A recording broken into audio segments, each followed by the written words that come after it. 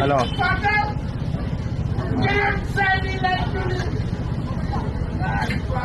Hello homeo ഫാർമസിയാ homeo. എന്റെ ദൈവമേ, ഇയാൾ എത്ര നാളും കൊണ്ട് തുടങ്ങിയതാ ഈ പേക്കൂത്ത്. ഇതുവരെ ഇത് അവസാനിപ്പിക്കാറായിട്ടില്ല കേട്ടോ. എത്ര തവണ പോലീസുകാർ പിടിച്ചുകൊണ്ട് പോയി, എന്നിട്ട് ഒരു നാണവും ഇല്ലാതെ ഉളുപ്പുമില്ലാതെ സ്വന്തം നിലവാരം ഇടിച്ചു താഴ്ത്തിക്കൊണ്ടിരിക്കുകയാണ്. സ്വന്തം നിലയും വിലയും പോലും ആലോചിക്കാതെ റോഡിൽ കിടന്ന് നടു റോഡിൽ കിടന്നാണ് ഈ പേക്കൂത്ത് കാണിച്ചുകൊണ്ടിരിക്കുന്നത്. ആരും അയാളെ ഒന്നും ചെയ്യുന്നില്ല, ആരും അയാളെ ഒന്നും പറയുന്നില്ല. അയാൾ തന്നെയാണ് ഈ കിടന്ന് ചീത്ത വിളിച്ചുകൊണ്ടിരിക്കുന്നത്. നിങ്ങൾ ശ്രദ്ധിച്ചു കഴിഞ്ഞാൽ മനസ്സിലാവും. ഇയാൾ നല്ല കാലിബറുള്ള നടനൊക്കെയാണ് എന്ന് വെച്ചിട്ട് നാട്ടുകാർ ഇയാളെ സഹിക്കണമെന്ന് പറഞ്ഞു കഴിഞ്ഞാൽ വലിയ കഷ്ടമാണ്. ഇയാളെയൊക്കെ പൊതുശല്യമായിട്ടോ അല്ലെന്നുണ്ടെങ്കിൽ സാമൂഹിക ദ്രോഹിയെന്നോ വല്ല മുദ്ര കുത്തിയിട്ട് വല്ല വിമുക്തി കേന്ദ്രങ്ങളിലും കൊണ്ടിടണം. അതാണ് ചെയ്യേണ്ടത്. എന്ത് ചെയ്യാനാന്ന് പറ? ആർക്കെങ്കിലും എന്തെങ്കിലും പറയാൻ പറ്റുമോ? ഇയാൾക്കെതിരെ എന്തെങ്കിലും സംസാരിച്ചു കഴിഞ്ഞാൽ അല്ലെങ്കിൽ ഇയാളെക്കുറിച്ച് എന്തെങ്കിലും പറഞ്ഞു കഴിഞ്ഞാൽ പോലീസുകാർ പിടിച്ചുകൊണ്ട് പോയി കഴിഞ്ഞാൽ അപ്പം പറയും ഇയാളുടെ ജാതി എടുത്തിട്ട് ജാതിക്കാട് ഇറക്കിക്കൊണ്ട് വരും. ഇയാൾ ഇന്ന ജാതിക്കാരനായതുകൊണ്ട് ഇയാളെ മനഃപൂർവ്വം വേട്ടയാടുകയാണെന്ന് പറയും. സത്യത്തിൽ ഇയാൾ നമ്മുടെ സമൂഹത്തെയാണ് വേട്ടയാടിക്കൊണ്ടിരിക്കുന്നത്. കാണുന്നതൊക്കെ വലിച്ചു കയറ്റി കുടിച്ചിട്ട് മൂക്കറ്റം കുടിച്ചിട്ട് ഇങ്ങനെ വന്ന് നിന്ന് തോന്നിവാസം വിളിച്ചങ്ങ് പറയുവാണ്.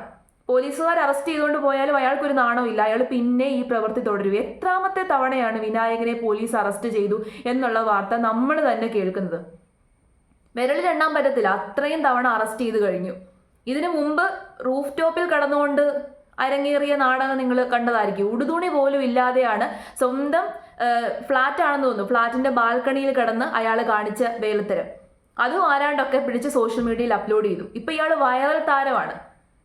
എത്ര നല്ല അവസരങ്ങൾ കിട്ടേണ്ട ഒരു നടനാണ്. സ്വന്തം കഴിവിനെ പോലും ഇങ്ങനെ നശിപ്പിച്ചങ്ങ് കളയുകയാണ്. എന്ത് ചെയ്യാനാണെന്ന് പറ. എന്നിട്ട് പോലീസ് സ്റ്റേഷനിൽ കൊണ്ടുപോയിട്ട് പോലും അവിടെ കിടന്നുകൊണ്ട് വലിയ രീതിയിലുള്ള നാടകമാണ് ഇയാൾ നടത്തിയത്. ആ വീഡിയോയും കൂടി ഞാൻ കാണിച്ചു തരാം.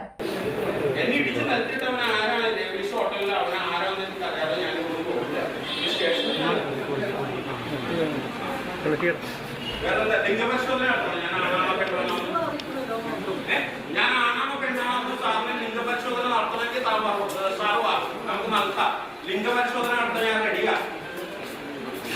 എന്നെ ഇടിച്ചിട്ടവൻ എന്റെ ലിംഗപരിശോധന നടത്തണമെങ്കിൽ നിങ്ങൾ വാ, ഞാൻ ലിംഗപരിശോധന നടത്താൻ കഴിയാണ്. എന്റെ ലിംഗപരിശോധന സാറിന് നടത്തണമെങ്കിൽ സാറ് എന്റെ ലിംഗപരിശോധന നടത്തണം. ഇയാൾക്ക് വല്ല മാനസിക രോഗം വല്ലതും ഉണ്ടോ? പിച്ചും പെയ്യുമാണ് പറഞ്ഞുകൊണ്ടിരിക്കുന്നത്. ഒരു ബോധവും ഇല്ല.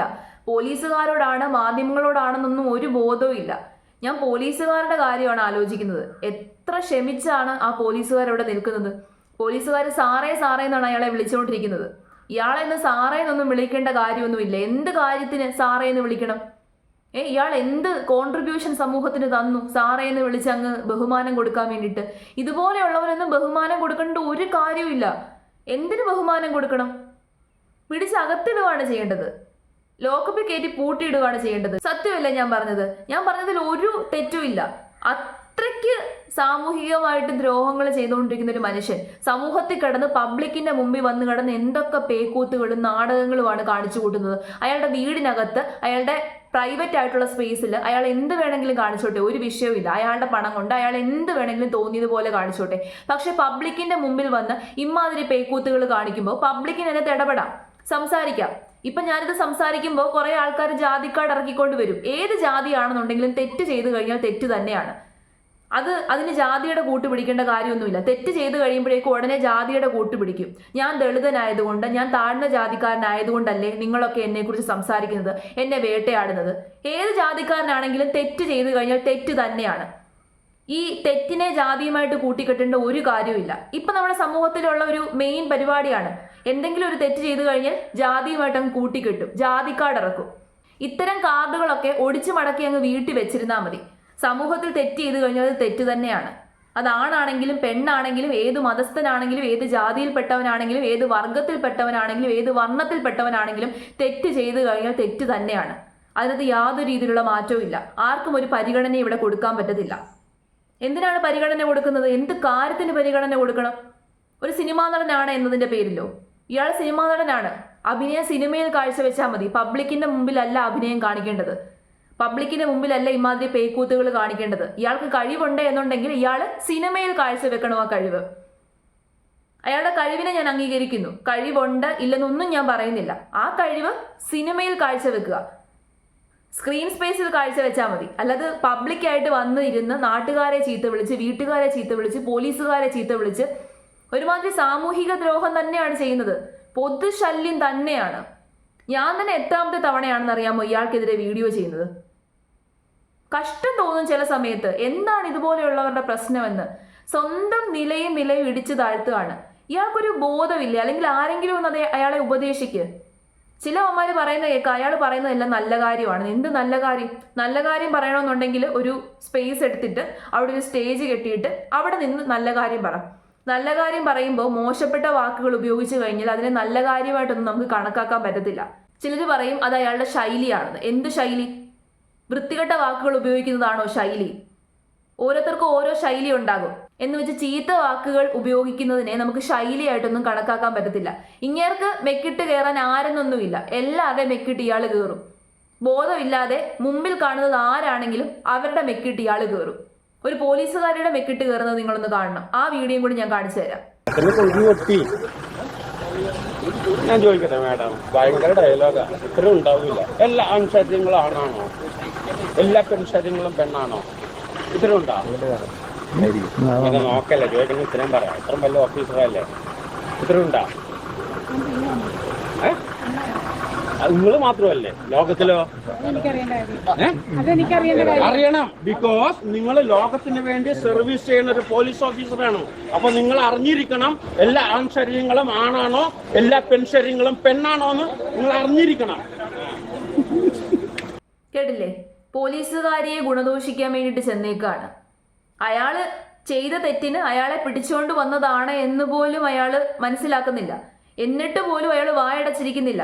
പോലീസ് സ്റ്റേഷനിൽ കയറി അവിടെ അടിച്ചു തകർക്കാൻ വേണ്ടിയിട്ട് നോക്കുന്നു. പോലീസുകാരെ കയ്യേറ്റം നടത്താൻ വേണ്ടി നോക്കുന്നു. പോലീസുകാരിയുടെ മെക്കിട്ട് കയറുന്നു. പോലീസുകാരെ ഏതാണ്ടൊക്കെ പഠിപ്പിക്കാൻ വേണ്ടിയിട്ട് പോകുന്നു.